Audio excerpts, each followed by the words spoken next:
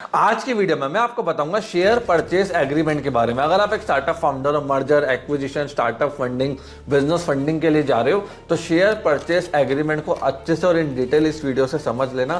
कहीं ऐसा ना हो कल कोई इन्वेस्टर आपकी कंपनी में आए और आपको एम्प्लॉय बना के रख दे। तो इस वीडियो को पूरा एंड तक देखना और चीज़ों को समझना। देखिए, शेयर परचेज एग्रीमेंट के अंदर क्या होता है, जो इन्वेस्टर जिस पैसे पे आपके शेयर्स को एक्वायर कर रहा है, ये सारा एग्रीमेंट उस चीज़ के लिए होता है। अब इसके पार्टीज कौन बनेंगे, इस चीज़ का ध्यान रखना बहुत इंपॉर्टेंट होता है। इसके पार्टीज बनेंगे कंपनी के सारे शेयर होल्डर, पुराने existing share holder plus new share holder जो कंपनी के अंदर आ रहे हैं। जनरली जब प्राइवेट कंपनी में ट्रांजेक्शन होता है तो ये शेयर परचेज एग्रीमेंट साइन किया जाता है। इसके अंदर आता है कितने नंबर ऑफ शेयर्स अलॉट किए जा रहे हैं, या जो एग्जिस्टिंग शेयर फाउंडर के पास है वो कितने ट्रांसफर हो रहे हैं, किस रेट के ऊपर हो रहे हैं, कंसिडरेशन क्या है, कब कब ट्रांसफर होगा, सब कुछ इसके अंदर अच्छे से मेंशन होता है। फिर उसके बाद देखिए मोड ऑफ पेमेंट क्या रहेगा, ऑनलाइन रहेगा, कैश रहेगा, बैंक ट्रांसफर रहेगा, चेक रहेगा।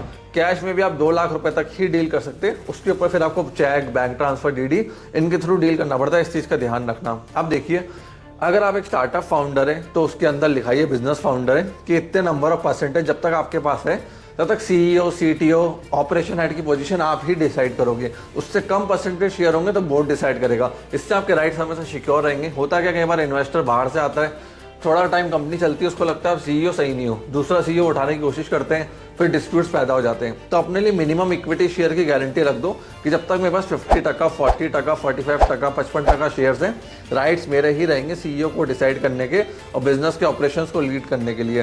फिर एक एग्जिट क्लॉज इसके अंदर डलवा दो। कई बार क्या होता है, इन्वेस्टर्स को गुस्सा आ गया, क्वार्टरली रिजल्ट नहीं दे रहे, प्रॉफिट्स नहीं दे रहे हो, वो आपको सीईओ की पोजीशन से आउट करने में रहता है। ठीक है, वो खुद मैनेजमेंट लाने में लगता है कि मैं नया सीईओ, नया ऑपरेशन, नया आदमी लेकर आ जाऊंगा। उस टाइम आपको क्या करना है, उस क्लॉज के लिए लिखवा के रखना है कि अगर कंपनी किसी टाइम पे अच्छा परफॉर्म नहीं कर रही है, बैड क्वार्टर चल रही है, ओपिनियन मिसमैच हो रही है, तो भी कंट्रोल आपका ही है, बाहर का इन्वेस्टर कंट्रोल नहीं कर सकता।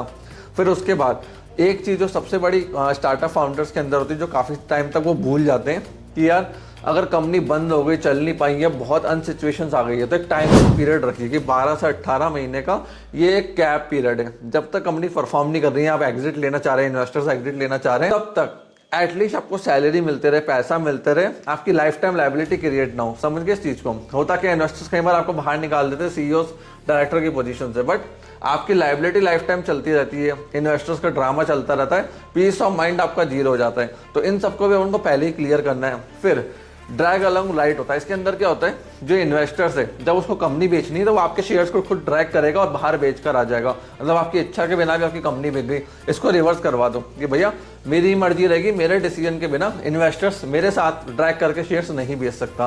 प्लस इन्वेस्टर्स को भी शेयर बेचने, नए इन्वेस्टर को लेकर आने तो मेरे से पूछना पड़ेगा। उसके बाद वैल्यूएशन जो है ना, उसको भी लेके क्लियर रखोगे। फ्यूचर वैल्यूएशन पे फंडिंग कैसे उठेगी, किसका शेयर, कितनी इक्विटी कैसे डाइल्यूट होगी। इक्वल रख दोगे तो भी ठीक है, आपको स्पेशल रखवाना तो उसको अच्छे से मेंशन कर लेना, ताकि ऐसा ना हो कि एक टाइम बाद आपकी इक्विटी शेयर वाइप आउट हो जाए।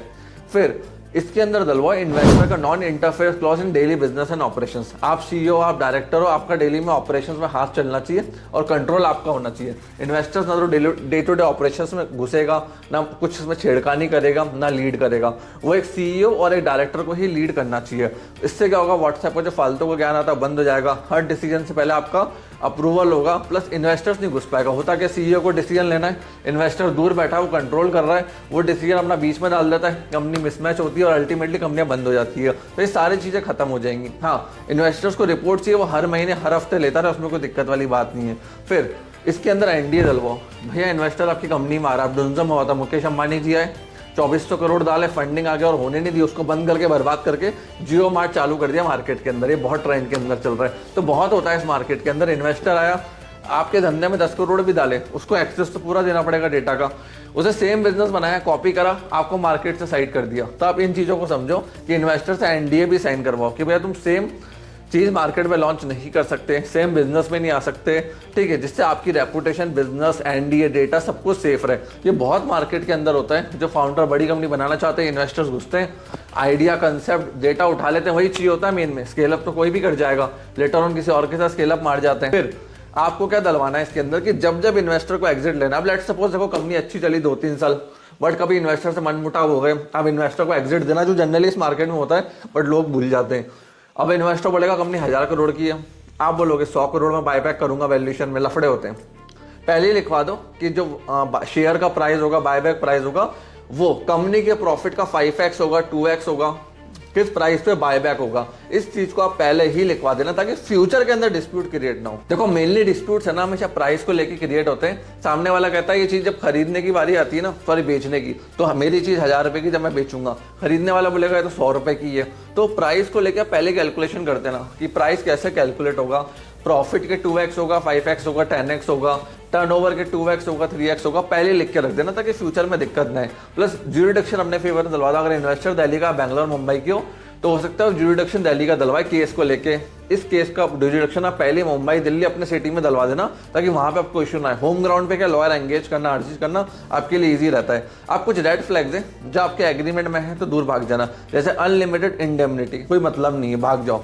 फाउंडर का लॉक इन कर रहा है विदाउट सैलरी कि भैया अगर कंपनी नहीं चली, लॉस हो गया, तुम लॉक इन में बैठे रहोगे, कोई और काम नहीं कर सकते, ना सैलरी मिलेगी, आपका टाइम पैसा दोनों बर्बाद।